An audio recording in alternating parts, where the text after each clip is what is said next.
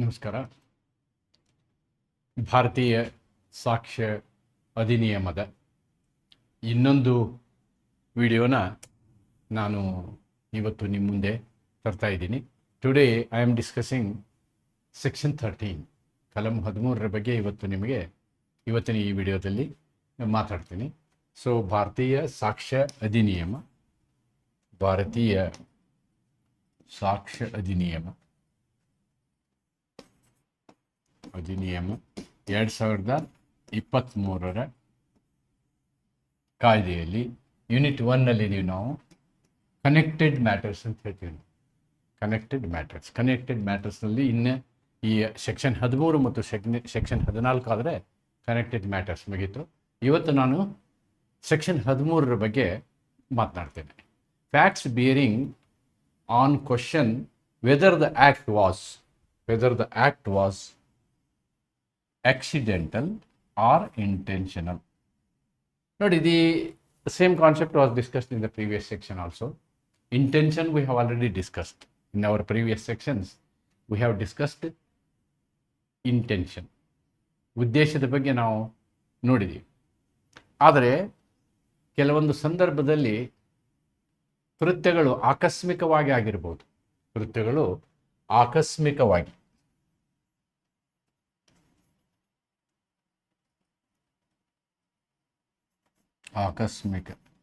ಆಕಸ್ಮಿಕವಾಗಿ ಆದಂತಹ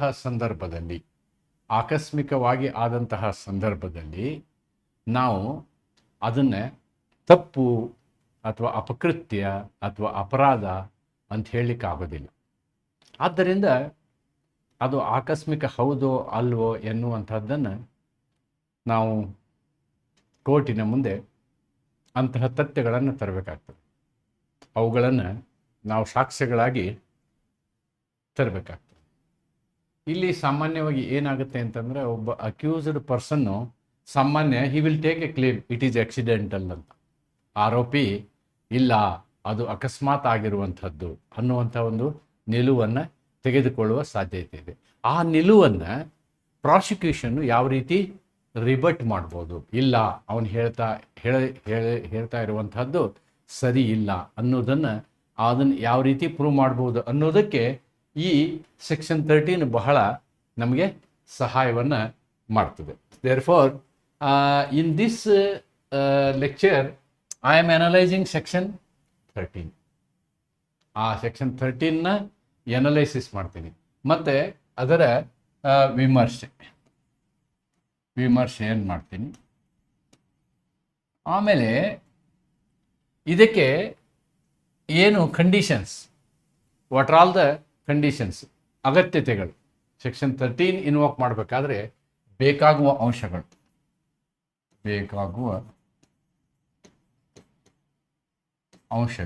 what are the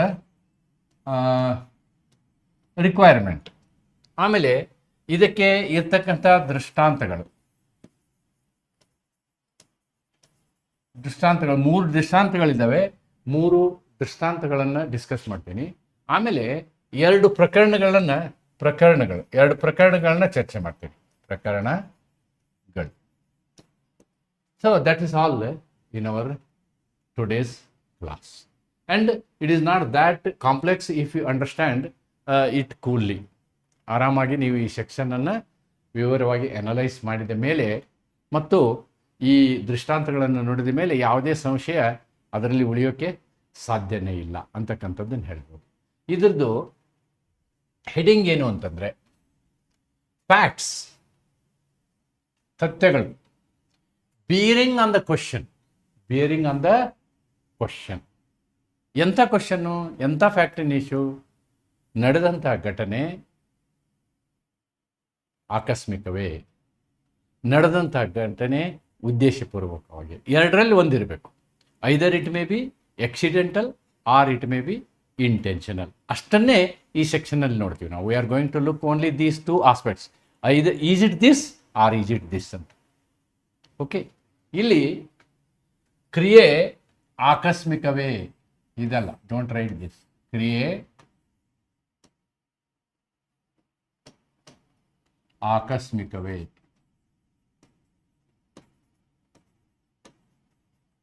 ಅಥವಾ ಉದ್ದೇಶಪೂರ್ವಕವೇ ಎಂಬ ಪ್ರಶ್ನೆಗೆ ಸಂಬಂಧಿಸಿದ ತಥ್ಯಗಳು.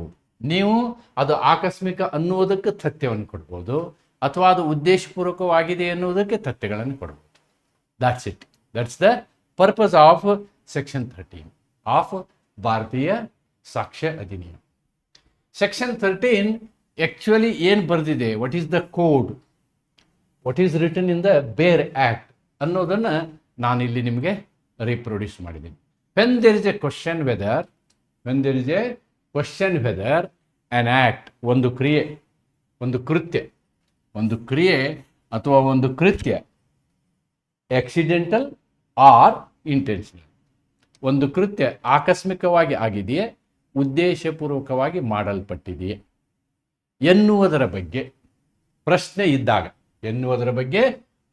What is the fact in issue? Here the fact in issue is about this or this. What is this? Accidental or intentional or, ಯಾವುದರ ಬಗ್ಗೆ ಅಂತಕ್ಕಂಥದ್ದು, ಇದ ಅಥವಾ ಇದ. That's what is the question here. Question is whether it is accidental or it is intentional.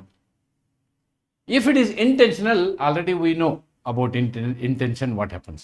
ಈ section ಉದ್ದೇಶ ಯಾವುದರಲ್ಲಿ ಇದು ಸರಿ ಅನ್ನೋದನ್ನು ನಾವು ನಿರ್ಧರಿಸುವಂಥದ್ದು, ಅಂದರೆ ಆಕ್ಸಿಡೆಂಟಲ್ ಹೌದೋ ಅಲ್ವೋ ಅಂತಕ್ಕಂಥದ್ದನ್ನು ನಿರ್ಧರಿಸುವಂಥದ್ದು. ಆರ್ ಡನ್ ವಿತ್, ಇನ್ನೊಂದು problem, done with a particular knowledge or intention. ಮಾಡಿದಂತಹ ಕ್ರಿಯೆ ಇದೆಯಲ್ಲ, ಅದರ ಎಲ್ಲ ಆಗುಹೋಗುಗಳ ಬಗ್ಗೆ ನಿಮಗೆ ಮಾಹಿತಿ ಇದ್ದೂ ನೀವು ಮಾಡಿದ್ದೀರಾ. You are doing something wrong, fully knowing well that what is going to happen to you. ಆ ಒಂದು ಕೃತ್ಯದಿಂದ ಏನು ಆಗುಹೋಗುಗಳಾಗ್ತವೆ, ಆ ಕೃತ್ಯದ ಸಂಪೂರ್ಣ ಮಾಹಿತಿ ನಿಮಗಿರಬೇಕು. ಮಾಹಿತಿಯನ್ನು ಇಟ್ಕೊಂಡು ನೀವು ಮಾಡಿದ್ದೀರಾ ಅಥವಾ ಏನು ಗೊತ್ತಿಲ್ಲದೆ ಮಾಡಿದ್ದೀರಾ ಅಂತಕ್ಕಂಥದ್ದು. Or done the fact that such act formed part of a series of similar occurrences. This is a very important condition here. That fact that such act formed a series of similar occurrences, ಅಂದರೆ ಇದೇ ತೆರನಾದಂತಹ ಕೃತ್ಯಗಳನ್ನು ನೀವು ಹಿಂದಿನ ದಿನಗಳಲ್ಲಿ ಅನೇಕ ಸಲ ಮಾಡಿದ್ದೀರಾ. ಆ ವ್ಯಕ್ತಿ ಮಾಡಿದಾನ ಅಂತ, person doing such act concern. ಯಾವ ವ್ಯಕ್ತಿ ಆ ಒಂದು ಕೃತ್ಯವನ್ನು ಮಾಡ್ತಾನೋ ಅವನು ಇದೇ ತೆರನಾದ ಕೃತ್ಯವನ್ನು ಅನೇಕ ಬಾರಿ ಮಾಡಿದ್ದಾನೆಯೇ. ಅನೇಕ ಬಾರಿ ಮಾಡಿದ್ದರೆ it becomes relevant. If he has done several times, then this becomes relevant. When a person is repeatedly doing the same crime, then it is not accidental, it is with intention anta ತಗೊಳ್ಬೇಕು. That is the concept of this section.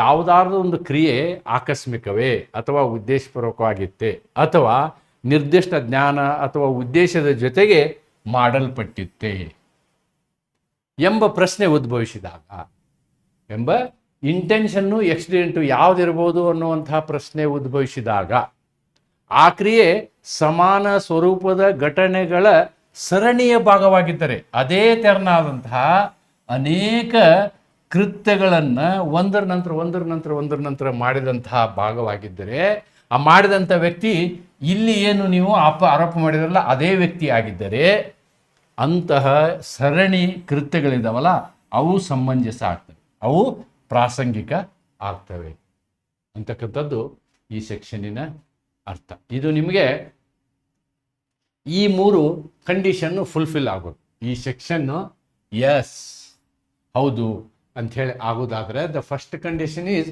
Farming part of series of similar actions. ಒಂದೇ ತೆರನಾದ ಆ ರೀತಿಯಾದಂಥ ಘಟನೆಗಳು ಅನೇಕ ಸಲ ನಡೆದಿರಬೇಕು ಅಂತಕ್ಕಂಥದ್ದು. ಸಮಾನ ಸ್ವರೂಪದ ಘಟನೆಗಳು ಸರಣಿಯ ಭಾಗವಾಗಿರುವ ತಥ್ಯಗಳು ಇರಬೇಕು. ತತ್ವ ಅಲ್ಲ ಇದು, ತಥ್ಯಗಳು ಇರಬೇಕು. ಅಂತಹದೇ ವಾಸ್ತವಗಳಿರಬೇಕು, ತಥ್ಯಗಳಿರಬೇಕು. ಸಮಾನ ಸ್ವರೂಪದ ಘಟನೆಯ ಅನೇಕ ತಥ್ಯಗಳು ಇರಬೇಕು. The occurs must be of similar nature. ನೋಡಿ, ಅಂತಹ ಘಟನೆಗಳೆಲ್ಲ ಏನಿರಬೇಕು, ಎಲ್ಲ ಒಂದೇ ತೆರನಾಗಿರಬೇಕು. ಘಟನೆಗಳು ಒಂದೇ ತೆರನಾಗಿರಬೇಕು. ಸೇಮ್ ಪರ್ಸನ್, ಮತ್ತೆ ಆ ಒಂದು ವ್ಯವಸ್ಥೆಯಲ್ಲಿ ಏನಾಗಿರ್ಬೇಕು, ಒಂದೇ ವ್ಯಕ್ತಿ ಇನ್ವಾಲ್ವ್ ಆಗಿರ್ಬೇಕು. ಬೇರೆ ಬೇರೆ ವ್ಯಕ್ತಿ ಮಾಡಿದ್ದನ್ನು ಒಬ್ಬ ವ್ಯಕ್ತಿಗೆ ಅಂಟಿಸೋಕ್ಕಾಗಲ್ಲ. ನಾವು ವಿ ಕ್ಯಾನಾಟ್ ರಿಲೇಟ್ ದ್ಯಾಟ್. ಅದೇ ವ್ಯಕ್ತಿ ಮಾಡಿರಬೇಕು.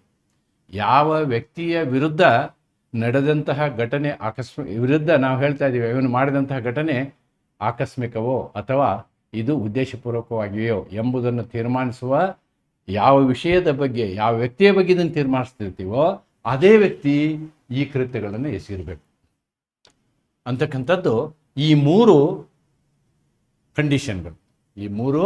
ಕಂಡೀಷನ್ಗಳು ಫುಲ್ಫಿಲ್ ಆಗ್ತವೆ. ಆವಾಗ ನಾವು ಸೆಕ್ಷನ್ 13 ಅನ್ವಯ ಮಾಡಬಹುದು. ನಾವು let us check the illustration. Once you check the illustration you will realise, ದೃಷ್ಟಾಂತಗಳನ್ನು ನೀವು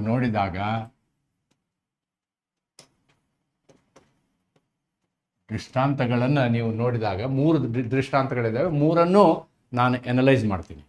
A is accused of burning down his house in order to obtain money for which it is ಇನ್ಸೂರ್ಡ್.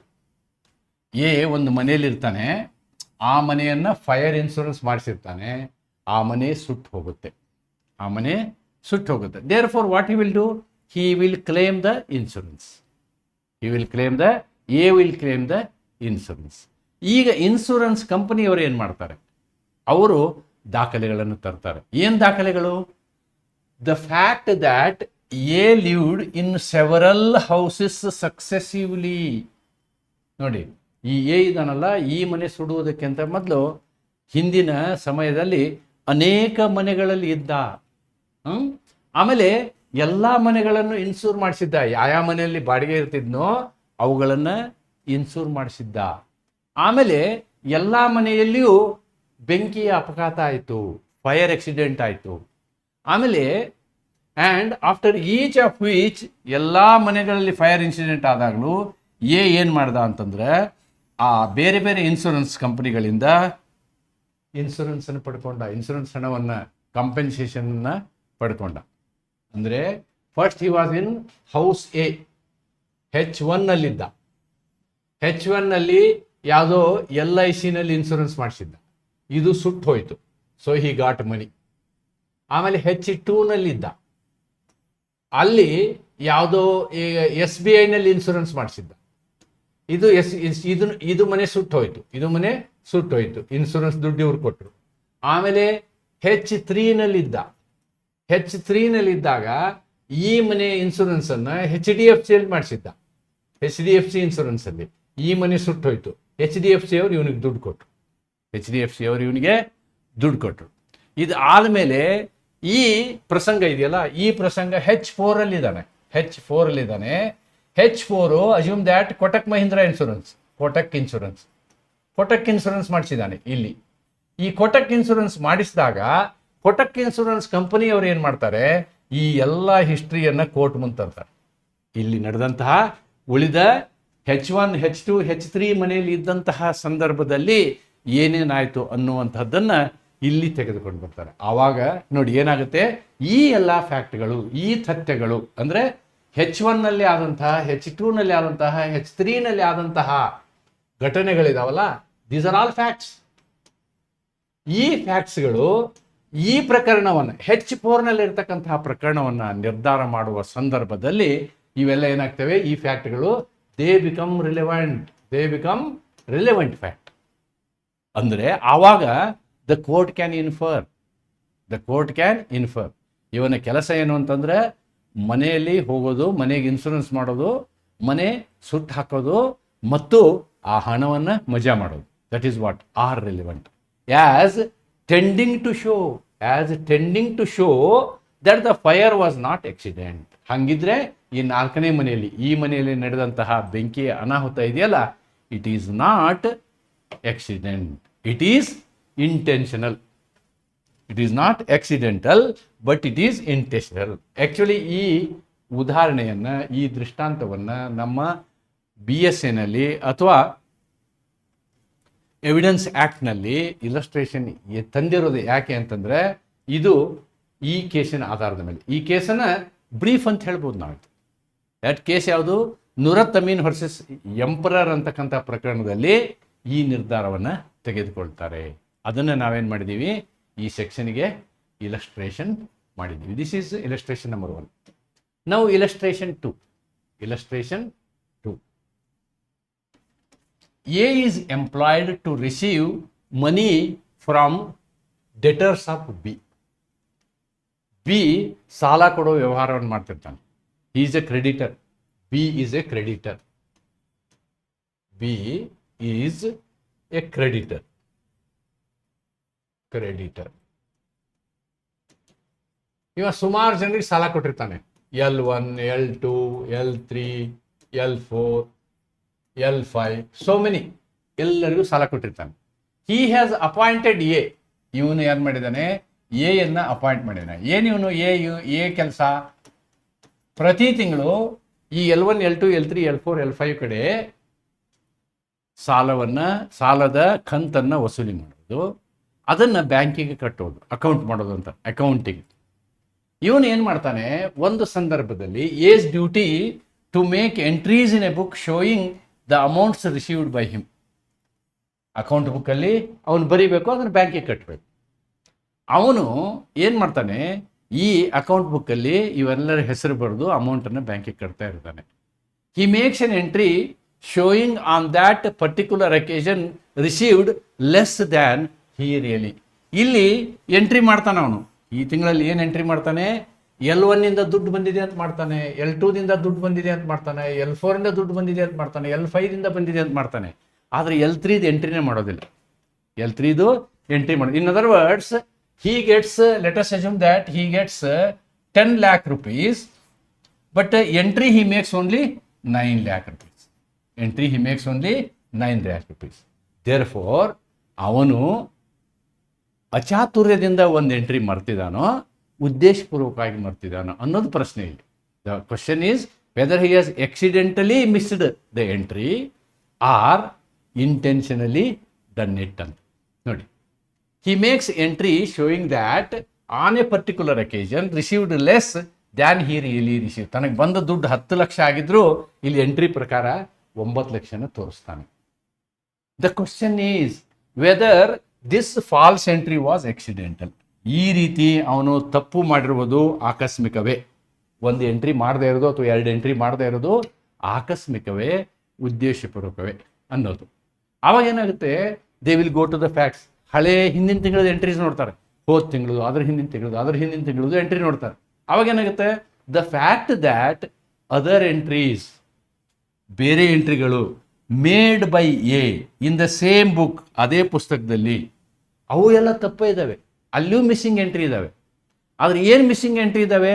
ಯಾವ್ಯಾವ್ದು missing ಇದೆಯೋ ಅದು ಅವನಿಗೆ ಲಾಭ ಆಗೋ ರೀತಿಯಲ್ಲಿ ಮಾಡಿದ್ದಾನೆ. ಅಂದರೆ ಪ್ರತಿ ತಿಂಗಳು ಒಬ್ಬೊಬ್ರದ್ದು ಇಬ್ಬಿಬ್ರದ್ದು ಎಂಟ್ರಿ ಬಿಟ್ಬಿಡೋದು, ಪ್ರತಿ ತಿಂಗಳು ಒಬ್ಬರದು ಇಬ್ಬರದು ಎಂಟ್ರಿ ಬಿಟ್ಬಿಡೋದು, ಆ ದುಡ್ಡನ್ನು ತಾನು ಸ್ವಂತಕ್ಕೆ ಉಪಯೋಗಿಸೋದು. ಅಂದರೆ ಇವನು ಮಾಡಿದ ಕೃತ್ಯ ಇದೆಯಲ್ಲ, ಆಕ್ಸಿಡೆಂಟಲ್ ಅಲ್ಲ, ಆಕಸ್ಮಿಕ ಅಲ್ಲ, ಇದು ಉದ್ದೇಶಪೂರ್ವಕವಾಗಿ ಮಾಡಿದಂಥದ್ದು ಅನ್ನೋದನ್ನು ಇಲ್ಲಿ ತೋರಿಸುತ್ತೆ. ಈ ಇಲಸ್ಟ್ರೇಷನ್ ತೋರಿಸುತ್ತೆ. ಏನು? ಎ ಬಿನ ಸಾಲಗಾರನ ಹಣವನ್ನು ಸ್ವೀಕರಿಸಲು ಉದ್ಯೋಗದಲ್ಲಿದ್ದಾನೆ. ಎಗೆ ಸ್ವೀಕರಿಸಿದ ಮೊತ್ತಗಳನ್ನು ಪುಸ್ತಕದಲ್ಲಿ ದಾಖಲಿಸುವುದು ಕರ್ತವ್ಯವಾಗಿದೆ.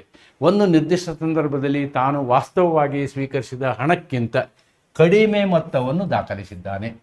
ಈ ತಪ್ಪು ದಾಖಲಾತಿ ಆಕಸ್ಮಿಕವೇ, ಅಪಘಾತವೇ ಅಲ್ಲ, ಇದು ತಪ್ಪು ಆಕಸ್ಮಿಕವೇ ಅಥವಾ ಉದ್ದೇಶಪೂರ್ವಕವಾಗಿತ್ತೆ ಎಂಬುದು ಪ್ರಶ್ನೆ. ಅದೇ ಪುಸ್ತಕದಲ್ಲಿ ಎ ಮಾಡಿದ ಇತರ ದಾಖಲೆಗಳು ಸಹ ತಪ್ಪಾಗಿವೆ. ಪ್ರತಿಯೊಂದು ತಪ್ಪು ದಾಖಲಾತಿಯು ಏನ ಪರವಾಗಿಯೇ ಇದೆ. ಆ ರೀತಿ ಎಂಟ್ರಿ ಮಾಡದೇ ಇರುವುದರಿಂದ ಏನಾಗಿದೆ? ಹೇಗೆ ಲಾಭವಾಗಿದೆ. ಅಂದರೆ ಅವನು ಉದ್ದೇಶಪೂರ್ವಕವಾಗಿಯೇ ಇದನ್ನು ಮಾಡಿರುತ್ತಾನೆ ಎಂಬ ತಥ್ಯಗಳು ಪ್ರಾಸಂಗಿಕ, ಸಮಂಜಸವಾಗಿದ್ದಾವೆ ಅನ್ನೋದನ್ನು ನಾವು ಇಲ್ಲಿ ಕಾಣ್ತೀವಿ. That is a second illustration. There is third illustration also. Here a is accused of fraudulently delivering counterfeit currency, ಕೋಟಾ ನೋಟು. ಕೋಟಾ ನೋಟನ್ನು ಹಂಚಿದಾನೆ ಎನ್ನುವ ಆರೋಪವನ್ನು ಹೊಂದಿದ್ದಾನೆ. ಕೋಟಾ ನೋಟನ್ನು ಹಂಚಿದಾನೆ ಎನ್ನುವ ಆರೋಪವನ್ನು ಹೊಂದಿದ್ದಾನೆ. That is the. ಆದರೆ ಅಕಸ್ಮಾತು ಅವನಲ್ಲಿ ಇದ್ದಂಥ ನೋಟ್ನಲ್ಲಿ ಬೈ ಮಿಸ್ಟೇಕ್ ಆಗಿ ಆ ಕೋಟಾ ನೋಟ್ ಬಂದಿದೆಯಾ ಅಥವಾ ಇವನು ನಿಜವಾಗಿ ಮಾಡ್ತಾ ಇದ್ದಾನ ಅನ್ನುವಂಥದ್ದು ಪ್ರಶ್ನೆ. The question is whether delivery of the currency, ಆ ರೀತಿ ಕೋಟಾ ನೋಟ್ ಕೊಟ್ಟುವಂಥದ್ದು ಈಸ್ ಇಟ್ ಆಕಸ್ಮಿಕವೇ, ಈಸ್ ಇಟ್ ಆಕಸ್ಮಿಕವೇ ಆರ್ ಉದ್ದೇಶಪೂರ್ವಕವೇ, ಆರ್ ಉದ್ದೇಶಪೂರ್ವಕವೇ. The fact that soon before, ಆಮೇಲೆ ವಿಷಯಗಳನ್ನು ಹುಡುಕಿದಾಗ ಈ ಒಂದು ಕೃತ್ಯಕ್ಕಿಂತ ಸ್ವಲ್ಪ ದಿವಸ ಮೊದಲು, ಈ ಕೃತ್ಯ ನಡೆದ ನಂತರವೂ ಅವನೇನು ಮಾಡಿದಾನಂದರೆ ಬೇರೆಯವರಿಗೂ ಕೂಡ ಕೋಟಾ ನೋಟನ್ನು ಕೊಟ್ಟಿದ್ದಾನೆ. ಬೇರೆಯವರಿಗೂ ಕೂಡ ಕೋಟಾ ನೋಟನ್ನು delivery to B A delivered counterfeit currency to C D and E are relevant. ಬರೀ ಎಗಷ್ಟೇ ಅವನು ಕೋಟಾ ನೋಟ್ ಕೊಟ್ಟಿರಲಿಲ್ಲ. ಇಲ್ಲಿ ಕೋಟಾ ನೋಟನ್ನು ಯಾರ್ಯಾರಿಗೂ ಕೊಟ್ಟಿದ್ದ, ಇದಕ್ಕಿಂತ ಮೊದಲು ಮತ್ತು ಆಮೇಲೆ ಚೆಕ್ ಮಾಡಿದರೆ ಬಿ ಸಿ ಡಿ ಅಂತಕ್ಕಂಥವ್ರಿಗೂ ಸಿ ಡಿ ಇ ಅಂತಕ್ಕವ್ರಿಗೂ ಏನು ಮಾಡಿದ್ದ, ಅವನು ಕೋಟಾ ನೋಟನ್ನು ಕೊಟ್ಟಿದ್ದ. ಅಂದರೆ ಇಲ್ಲಿ ಇವನ ಉದ್ದೇಶ ಕೋಟಾ ನೋಟು ಕೊಡುವುದಾಗಿತ್ತೇ ಹೊರತು ಆಕಸ್ಮಿಕವಾಗಿ ಕೋಟಾ ನೋಟ್ ಅವನು ಕೊಟ್ಟಿರಲಿಲ್ಲ ಅನ್ನೋದನ್ನು ಈ ಸೆಕ್ಷನ್ನಿಂದ ನೋಡ್ತೀವಿ. ಈ ಮೂರು ಸೆಕ್ಷನ್ನನ್ನು ನೋಡಿದ ನಂತರ ನಾವೇನು ನಿರ್ಧಾರಕ್ಕೆ ಬರ್ಬೋದು ಅಂತಂದರೆ ಇಲ್ಲಿ ನಡೆದಂತಹ ಹಳೆಯ ಕ್ರಿಯೆಗಳು ಅಥವಾ ನಂತರದ ಅಥವಾ ಮೊದಲಿನ ಕ್ರಿಯೆಗಳು ಹೇಗಿದ್ದಾವೆ ಅಂತಂದರೆ, ಯಾವ ವಿಷಯ FII ಇದೆಯೋ, ಯಾವ ವಿಷಯ ವಿವಾದಿತ ಪ್ರಶ್ನೆ ಆಗಿದೆಯೋ ಅದೇ ಅಪರಾಧಕ್ಕೆ ಸಂಬಂಧಿಸಿದ ವಿಷಯಗಳಾಗಿವೆ, ಅದೇ ಅಪರಾಧಕ್ಕೆ ಸಂಬಂಧಿಸಿದ ವಿಷಯಗಳಾಗಿವೆ. ಆದ್ದರಿಂದ ನೀವು ಈ ಸೆಕ್ಷನನ್ನು ಇನ್ನೊಂದು ಸಲ ಓದ್ಬೋದು. when there is a question whether an act was accidental or intentional or done with a particular knowledge or intention, the fact that such act formed part of a series of occurrences. ನಾ series of occurrences ನಿಮಗೆ example ಕೊಟ್ಟಿದ್ದೀನಿ. C ನಲ್ಲಿ ಕೊಟ್ಟಿದ್ದೀನಿ, B ನಲ್ಲಿ ಕೊಟ್ಟಿದ್ದೀನಿ, A ನಲ್ಲಿ ಕೊಟ್ಟಿದ್ದೀನಿ ಇಲಸ್ಟ್ರೇಷನಲ್ಲಿ. In each of which the person doing the act is same. ನೋಡಿ, ಕೋಟಾ ನೋಟ್ ಹಂಚಿದ ವ್ಯಕ್ತಿನೂ ಅವನೇ, ಎಲ್ಲ ಮನೆ ಇನ್ಶೂರೆನ್ಸ್ ಮಾಡಿಸಿದ ವ್ಯಕ್ತಿನೂ ಅವನೇ. What is the second this one? Second illustration. Second illustration is this.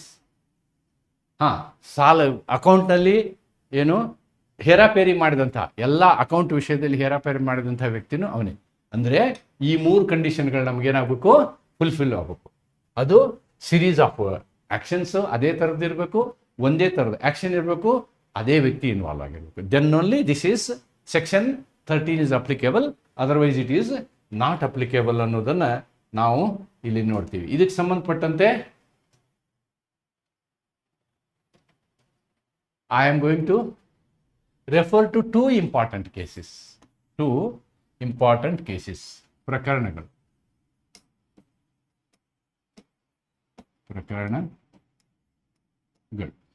ಏನೇನು ಪ್ರಕರಣಗಳು ಅಂತ ನಾವು ನೋಡೋದಾದರೆ, ಇನ್ನು ರೆಜಿನಾ ವರ್ಸಸ್ ಗೆರೆ ಒಂದನ್ನು ತಿಳ್ಕೊಳ್ಳಿ.